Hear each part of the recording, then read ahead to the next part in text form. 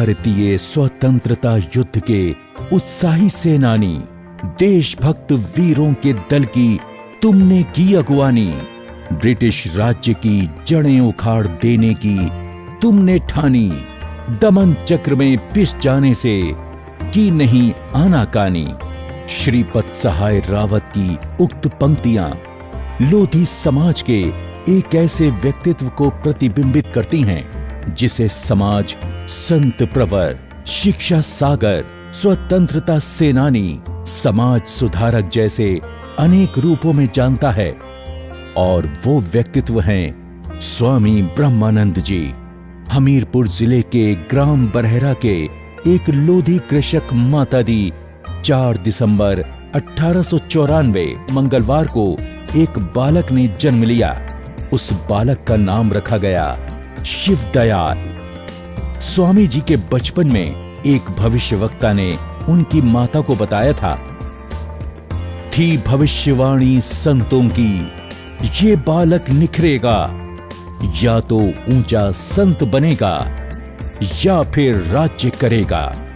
स्वामी जी, हम लोगों ने जो है प्रेसिडेंट हाउस देखना है, मुगल गार्डन बहुत सुना है। उन्होंने फ़ोन उठा करके उनके जो भी एडी कैंप को किए थे उनसे कहा, मेरे कॉलेज के बच्चे आ रहे हैं, इनका कोई पास की आवश्यकता नहीं है और ना ही इनसे किसी तरीके से कोई पूछताछ की जाएगी। 45 बच्चे हैं और 2 स्टाफ मेंबर। हम लोग गए तो रास्ते में जो मेन चौराहा था वहाँ पे हमारी गाड़ी, हमारे ड्राइवर ने लाल बत्ती पे ही चला दी और वहाँ पे तुरंत गाड़ी रोकी गई और 2-3 बड़े ऑफिसर्स आकर के हमारी गाड़ी को रोक लिए। हाउस चल रहा था, ज़्यादा सख्ती थी, लेकिन जब उन्होंने देखा कि स्वामी जी के कॉलेज की गाड़ी है और स्वामी जी की नाम से रजिस्ट्रेशन है, तो उन्होंने कहा भाई जाओ, कुछ नहीं चेकिंग है, लेकिन ऐसी लाल बत्ती पे मत चलाना गाड़ी। शिवदयाल जी की प्रारंभिक शिक्षा ग्राम बरहरा की एक पाठशाला में हुई, किंतु बाल्यकाल ही से कुशाग्र बुद्धि होने के कारण प्रारंभिक पाठशाला का पाठ्यक्रम आपने मात्र 8 माह में ही पूरा कर लिया। शिवदयाल जी का विवाह ग्राम अमूंद की राधाबाई के साथ मात्र 9 वर्ष की आयु में ही हो गया। शिवदयाल जी को व्यायाम एवं कुश्ती का बहुत शौक था। आप अखाड़े के साथ ही नवयुवकों को संगठित करके अन्याय अत्याचार का विरोध और समाज सुधार के कार्यों में लग गए। एक धार्मिक लोधी परिवार में जन्म पाकर शिवदयाल जी के मन में लोक कल्याण का मार्ग खोजने की चाह भी पैदा हो गई। इसीलिए मात्र 24 वर्ष की आयु में पुत्र प्राप्ति के बाद शिवदयाल जी अपने गांव के एक वृद्ध ब्राह्मण माता दीन पुजारी के साथ संन्यास ग्रहण करने के लिए निकल गए। कानपुर के सरसैया घाट पर मुंडन कराकर और यज्ञोपवीत उतारकर रात में ही आप हरिद्वार चले गए। हर की पौड़ी पर स्नान कर सन्यासी वस्त्र धारण किए और स्वयं भी अपना नामकरण कर लिया, शिवदयाल अब ब्रह्मानंद। शिवदयाल की तज उपाधि अब ब्रह्मानंद कहाए, बंधन के मोहांकुर सारे लहरों में बिखराए। वहीं पर गंगा में खड़े होकर ब्रह्मानंद जी ने प्रतिज्ञा की कि कभी भी जीवन में स्त्री गमन नहीं करेंगे, द्रव्य धन दौलत हाथ से नहीं छुएंगे, जिसका निर्वाह उन्होंने जीवन पर्यंत किया। संन्यास ग्रहण करने के बाद स्वामी जी ने कैलाश पर्वत से रामेश्वरम, कश्मीर से कन्याकुमारी, जगन्नाथपुरी तक के संपूर्ण भारत के तीर्थ और धर्म स्थलों के दर्शन किए। इसी बीच गीता रहस्य प्राप्त किया। गीता रहस्य प्राप्त कर पंजाब में हिंदी पाठशालाएं खुलवाईं, गौवध बंदी के लिए आंदोलन चलाए, जल विहीन क्षेत्रों में भारी तालाब बीकानेर में खुदवाए। भारत दर्शन के समय स्वामी जी समस्त उत्तराखंड, नासिक, रामेश्वरम, सुदामापुरी और पुष्कर आदि मंदिरों के साधु मंडलेश्वरों के संपर्क में आए और अखिल भारतीय साधु संतों के अधिवेशन में उन्हें कार्यकारिणी का सदस्य बनाया गया। इस अवसर पर प्रथम पूर्व राष्ट्रपति आदरणीय राजेंद्र प्रसाद जी भी सम्मिलित हुए। भटिंडा पंजाब में स्वामी जी की भेंट महात्मा गांधी से हुई। सन 1921 में गांधी जी के संपर्क में आकर स्वामी जी स्वतंत्रता आंदोलन में कूद पड़े। 1928 में गांधी जी स्वामी जी के प्रयासों से राठ पधारे।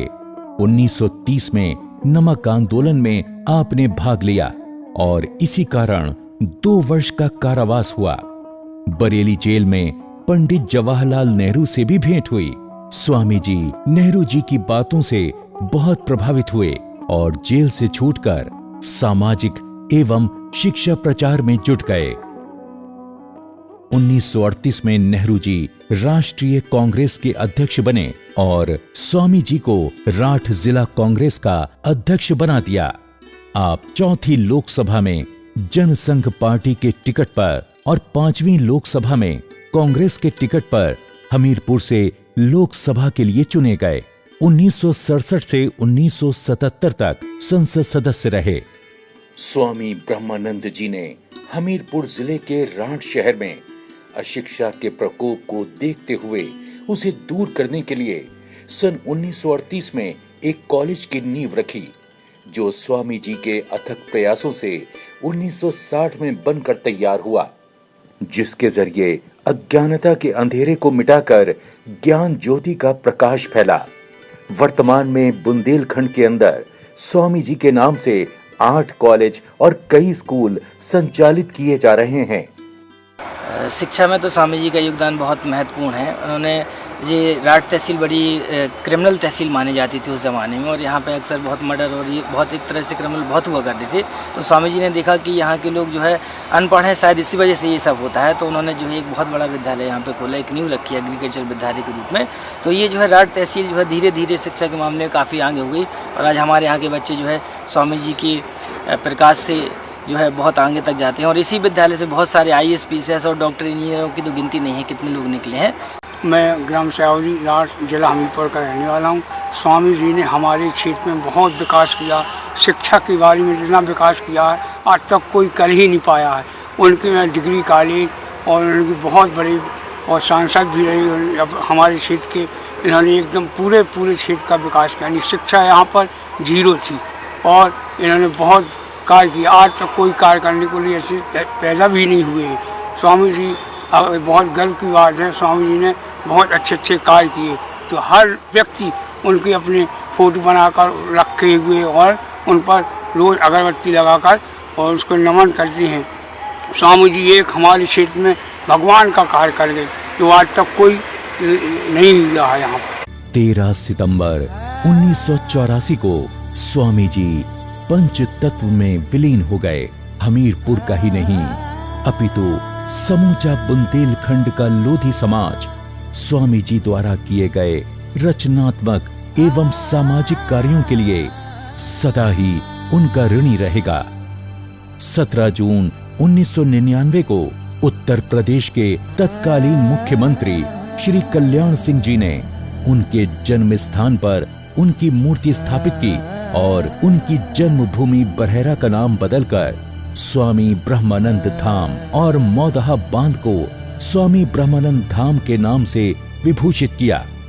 स्वामी जी के जीवन से प्रेरित होकर भारत सरकार ने स्वामी जी के 13वें निर्वाण दिवस पर यानी 13 दिसंबर 1967 में उनके सम्मान में एक विशेष डाक टिकट जारी किया। स्वामी ब्रह्मानंद एक महान संत थे जिन्होंने तमसो मां ज्योतिर्गमय के सिद्धांत पर चलकर एक ऐसी अखंड विद्या ज्योति जलाई जो कभी भी बुझ नहीं सकती। आज भारतवर्ष के संपूर्ण लोधी समाज को ये प्रतिज्ञा लेनी होगी कि हम स्वामी जी के आदर्शों पर चलकर समाज को एकता के रूप में आगे लेकर आएं और परिवर्तन के पथ पर चलें।